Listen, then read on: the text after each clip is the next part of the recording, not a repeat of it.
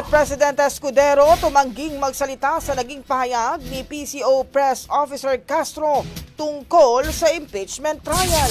Brigada Ann Cortez, ibrigada mo! Brigada Live Report. Pinili na Senate President Cheese Escudero na hindi na magkomento sa naging pahayag ni Presidential Communications Office Undersecretary Press Officer Attorney Claire Castro na maaaring payagan ng Pangulo ang request ng mga senador na special session kung majority nga ang humingi nito at kahit hindi galing sa kanya mismo. Ani Escudero, mainam kung patawarin na lang si Castro sa naging pahayag nito dahil bago pa lang ito at posibleng naging excited lang.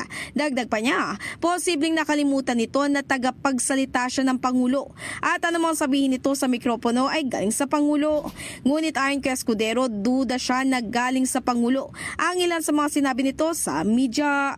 In the heart of changing lives, ito si Brigada Ann Cortez ng 105.1 Brigada News FM Manila, the Music News Authority. Brigada. Ang bahaging ito ay hatid sa atin ng Guard C Plus with Zinc Capsule. Always protektado ang kalusugan.